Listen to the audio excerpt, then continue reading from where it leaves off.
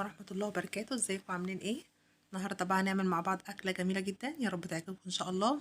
حلوة بقى في الجو الجميل ده. هنعمل عدس اصفر. طبعا في الجو ده لازم نستغله بقى ونعمل العدس الاصفر مع بعض. العدس الاصفر بقى بطريقة سهلة قوي. هنجيب ده عدس اصفر، ده ربع كيلو عدس اصفر، وطماطمتين، جزرايه كبيرة مقطعاها ومقشراها، وتوم، وبصلايه صغيرة جدا جدا مقطعاها برضو، وبصلة. كل الحاجات دي هنزل عليها كده على النار، وهشوحها بقى مع بعضها كويس قوي بمعلقه زبده. تشويحه حلوه كده بتفرق جدا جدا غير لما بتسلقيه على طول. هشوحه كويس قوي. وبعد كده بقى لو انت حباه حامي كده سبايسي شويه، حطي قرن فلفل حامي زي انا ما عملت كده. مش حابه حطي المكونات اللي انا قلت عليها بس. ممكن تحطي قرن فلفل بارد لو حابه تحطيه، مش حابه خلاص. بس بقى هنا كان خلاص الشوح التشويحه اللي انا عايزاها. نزلت بقى بالميه اللي انا عايزاها دي كده كويس. هسيبه بقى يستوي فيها كويس كده. اول ما يغلي كده هشيل فيه ريم كده بيطلع على الوش، انا بحب اشيله مش بحب اسيبه فيه.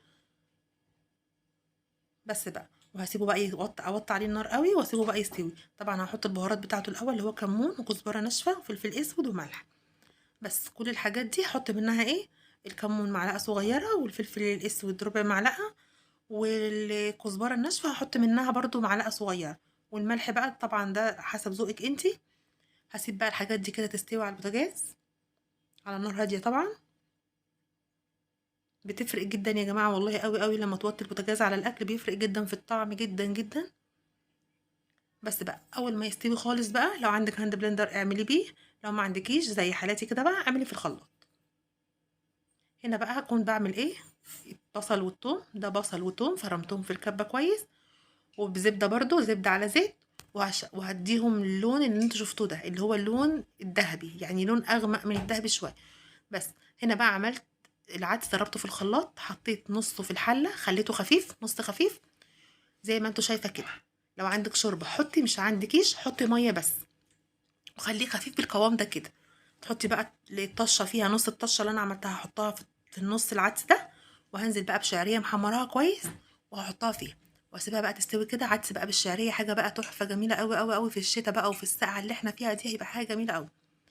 النص التاني بقى بتاع العدس هعمله ايه؟ عدس بقى تقيل شويه، ممكن تعملي بيه بقى فتة عدس، او ممكن تغمسيه كده بالعيش بقى مع بتنجان مع طماطم مخلله. هيبقى حاجه برضو جميله قوي. جربوه ان شاء الله يعجبكم. هنا بقى حطيت الطشه برضو اللي هي الثوم والبصل، حاطه بقى في العدس التقيل اللي انا قلت لكم عليه دلوقتي. برضو هسيبه يغلي برضو تاني غلوه مع بعضه، بس كده ياخدوا من طعم البصل المحمر ده وخلاص، لان هو كده كده كل الحاجات دي مستويه كويس قوي قبل ما يتضرب. بس بقى هكون بقى محمصه عيش كويس كده، محمصاه في الفرن. العيش طبعا انا اللي خبزاه وحمصته بالمنظر اللي انتوا شايفينه ده. هبدا بقى احط كده عليه. وهنا برضو هبدا اغرف بقى العدس بالشعريه. العدس بالشعريه ده حلو قوي قوي، جربوه والله يعجبكم قوي. بس لازم يكون العدس خفيف علشان يطلع معاكي بالقوام ده كده. هيغلي كويس قوي كده، او ممكن تستخدمي بدل الشعريه سنة عصفور. بس بقى تقدمي معاه طماطم مخلله، بصل، جرجير، اي حاجه بقى انت بتحبيها معاه قدميها معاه. هيعجبكم قوي. ما تنسوش بقى تجربوه، تشتركوا في القناه عشان يوصلكوا كل جديد ان شاء الله.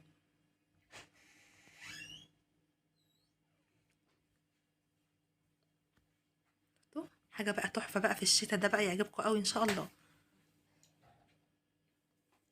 متنسوش بقى تعملوا لايك وتشتركوا في القناه. السلام عليكم ورحمه الله وبركاته.